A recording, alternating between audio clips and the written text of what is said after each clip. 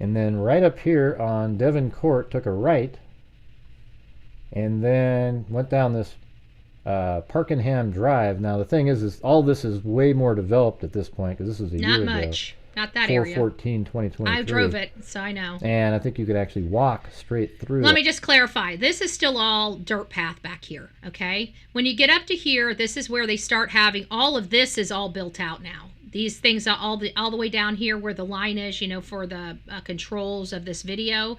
Down here in this area, yeah, you're going to see the developments, but it was still pretty dirt roady. We did have some, it wasn't completely dirt road. They did have the actual pavement in, but it wasn't finished pavement, because even the manholes were sticking up off the ground this far, you know, and that is pretty, you know, if you know anything about manholes, when you're driving on them, the cement is up, it makes the manhole flush, and so the manhole was still, you know, still had a significant, you know, it could do some damage to a wheel or a car. So we know, and you got to go over them easy, but they were still up, so it wasn't finished cement, but it was paved, not just dirt back there. But this area back here still wasn't as developed as he's making it out to be. Like that, and apparently walked over here, and there's a retention pond right here now. And apparently that's where the tracking stopped, you know, and I guess it's not really that deep, that retention pond, so maybe he walked through it and the dog's lost his scent and he went somewhere else, maybe he went up this direction. We don't really know, but law enforcement is apparently going to, in the fall, when the leaves are off, are going to do another, you know, deep dive search in the area, because at this point the foliage is getting... I will tell you, this area that he was just referring to, this area right here, 95% of the homes had Ring doorbells. 95% of the homes in that area had Ring doorbells. So if a truck came down that drive to the back of that property, or came from the back of that property to the entrance, they would have been picked up on 30, 40 cameras. Easy. There was 30 or 40 houses down that one stretch to the out. And every single house, I mean, there was one or two that just had regular doorbells on them. But, you know, for the most part, everybody on every single one of these homes had Ring doorbell cameras. So if law enforcement went over there and collected their footage, which, again, they made a lot of mistakes. They weren't thinking outside of the box, which is the biggest problem I have with law enforcement sometimes, especially detectives. They are trained inside of a box. They're trained to do their work inside the box. We are average Joes. We think outside the box. We find creative ways to get to the same answer a little quicker, okay? But law enforcement, if they went over there and if they grabbed the footage, we don't know if they did or not, because they won't talk. We will know who came into that community and who left that community, and how and for what. And you know what? It's sad, because like Mob Crew, I think Mob Crew, you know, I would be hitting those people up in that other community and seeing if somebody still has retained copies of their footage from that night. It might be more telling than what's going on inside of Chris and Katie's community. Because again, we did have a dog that tracked over here to a retaining pond. He was following something. He was following something. He was following something to that spot from the Proudfoot home. If it wasn't a Sebastian, who was it? I have seen a lot of dogs, and one thing I know is that this, from everything I've described, I even think Jules may even think that this might be something. I don't know. I got to talk to her about that. But you know, this is significant to me. And if Eric Snuggles, or Sheriff Snuggles Struggles, is trying to convince us that the lights video wasn't the lights video, would he also be trying to convince us that the dog hit was a false positive?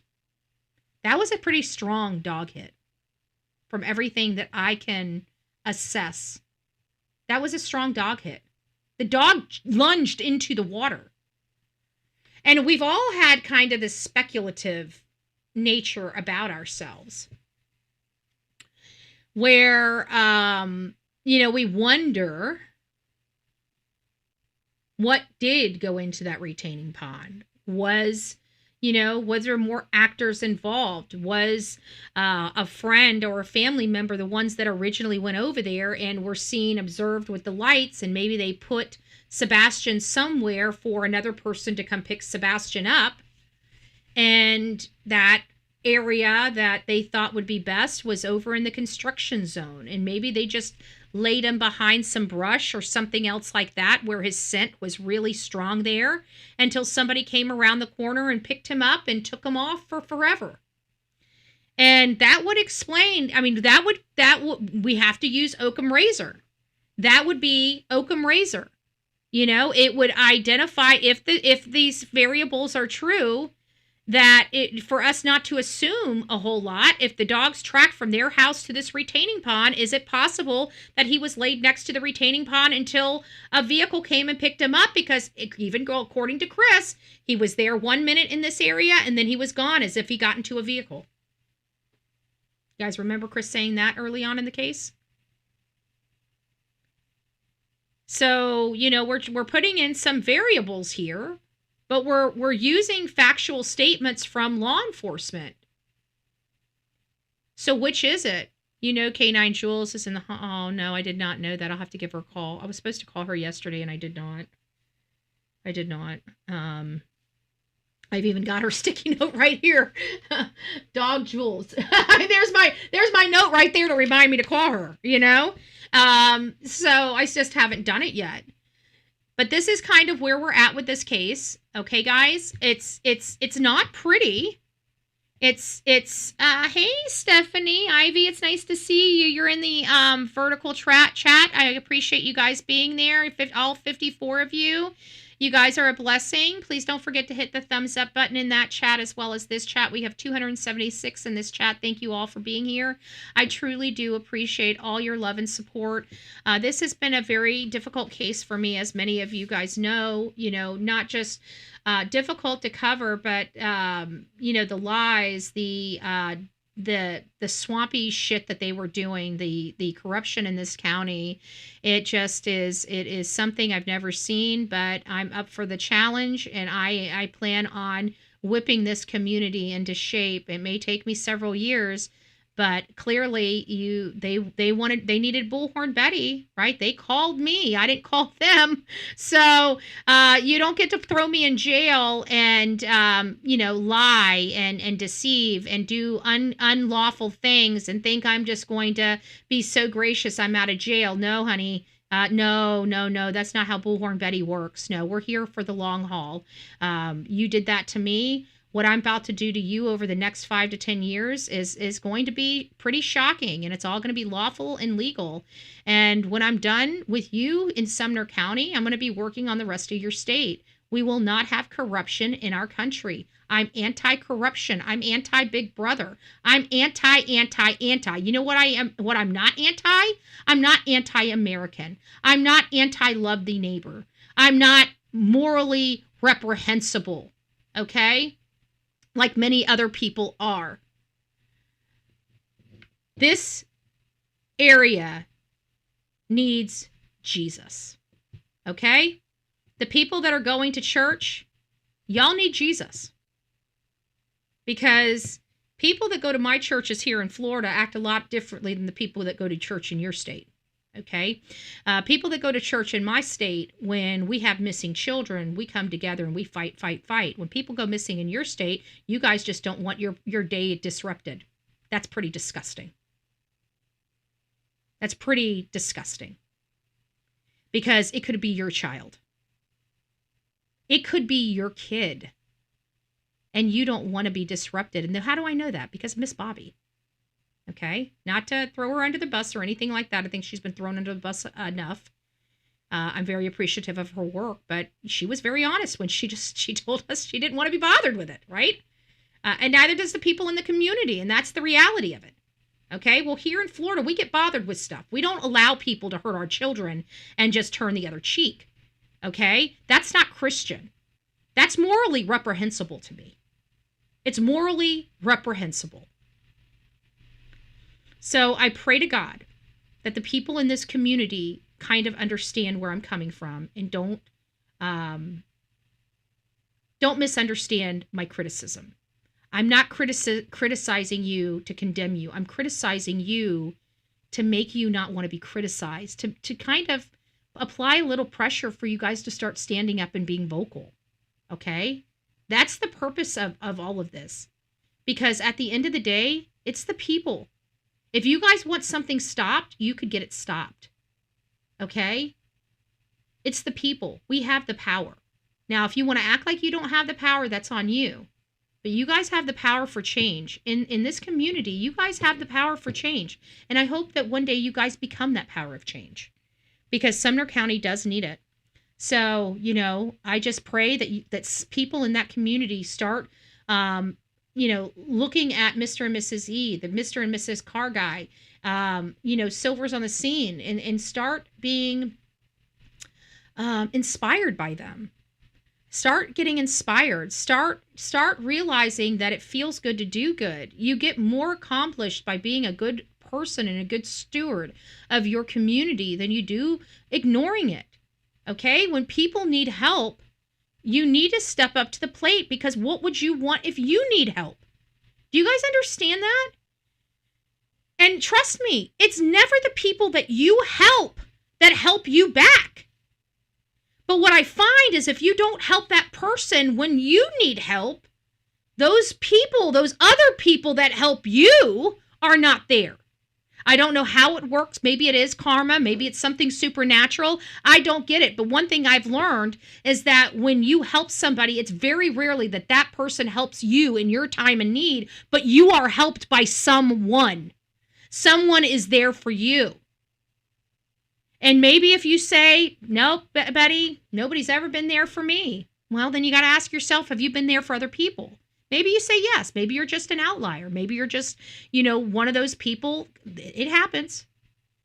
One of those people that just have, crappy luck, never gets seen or heard. Maybe it's just like that. And, I'm sorry that it is. But in my experience, my personal experience, it's never been the people I've helped that's helped me. But I know when I've turned my back on people that I could have helped, when I needed help the next time, I noticed it was a lot harder to get that help. But when I've helped other people, maybe it wasn't then that helped me, but there was always help there for me. And again, it could be supernatural. It could be karma. It could be a whole host of things. I don't know why. I don't know how it happens like that, but it just seems like it does. So if you can be there for somebody, be there for somebody. But I also believe that, like in a scenario like Chris and Katie, they weren't there. They're a total failure. They are still a total failure. They will never, I don't think at this point there's anything they can do to make themselves look any better or any worse in our mind. Well, they could definitely make them, I don't even think they can look any worse in our minds. I really don't. I think we all think they're pieces of shit. Right? And so I don't think that there's really anything that they could do to look any worse or any better, because they don't look better. They don't look good at all. They look like pieces of shit that hurt their son. That's what they look like. And we all know that that's what it looks like. We can sit there and some of you guys might want to be PC. Well, law enforcement hasn't said it yet. Or you can be, looking at statistics and saying, something's got to give here. And why are they not in jail for the abuse allegations? Or at least arrested for the abuse allegations? At least, bringing those forth. Why? Because they have a prosecutor that doesn't know what I don't like the prosecutors in Tennessee. We need prosecutors that are a little more aggressive, that have bigger balls. These old kooks that have been in the office for 40 and 50, they got to go, okay? I'm sorry. And the DAs can be pissed off at Betty. I don't care. If you're old, it's time for you to go. It's time for you to retire. Okay? We need younger people that understand new law. Okay? We're not dealing with laws back in 1969. Okay? We're dealing with laws in 2025. We're dealing with, a lot of stuff for circumstantial evidence. Clearly the old bags that are running these departments, these DA's offices and prosecution offices, obviously aren't with the new technology. I don't know. All I know is that Tennessee is one of the far worst cases states that bring circumstantial cases. Yet in 2025, we should have more circumstantial cases than not, just because of all the data, just because of all the electronics that we follow and everything. You know what the problem is in Tennessee? There's several problems in Tennessee. One, they need to strengthen their laws. Two, they need infrastructure. Get yourself some blessed infrastructure. Tennessee is bringing in a crap ton of money. You know what? All these people, from the governor to the senators, love patting their pockets. But you guys are going without. Every one of you in the mountain areas that are struggling to have internet, you deserve better.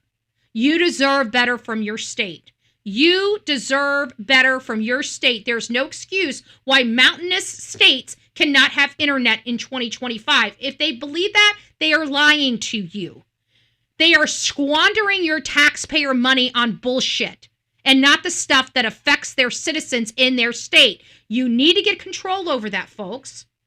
There's a lot more that can be had in the state of Tennessee. There's a lot of, and you guys get into the businesses. You guys see what's lacking in Tennessee. Go develop a business, get in Tennessee, and go make yourself your $1 million and your American dream. There's a lot of help that needs to be had in Tennessee. You can build a business in Tennessee on the help that Tennessee needs. Be smart.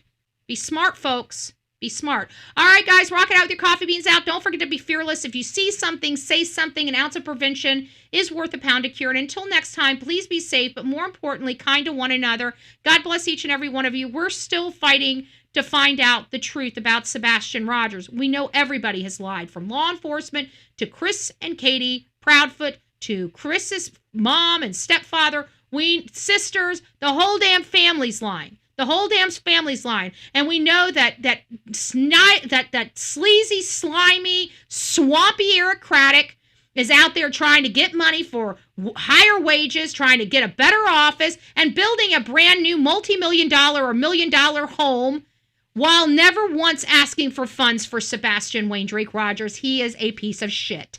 Okay? A class-ass piece of shit.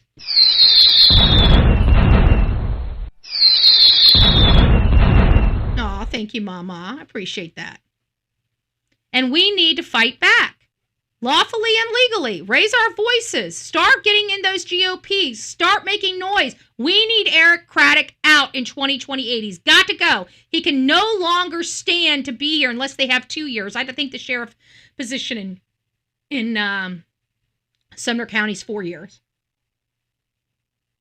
But unless we're in Sumner County, we have no effect on their voting. The only thing we can do is keep stripping them of federal funds until everybody in their community is so pissed off that they start firing the people because they're being strangled. They're having to pony up more and more money to pay for their services because the feds are not going to be supporting them. That's the only thing that we can do. And we have no other political pressure to apply in this community because we have no political pressure from Bill Lee. He doesn't want to step in the bullshit because he's coming up for election. And Marsha Blackburn doesn't want to step in this crap because she's coming up for election. These are both failures in the Republican Party. Bill Lee as well as Senator Marsha Blackburn. And we're not going to say different until they start coming up with some plans about all these people missing in their state and how they're planning on finding them and bringing them home. God bless.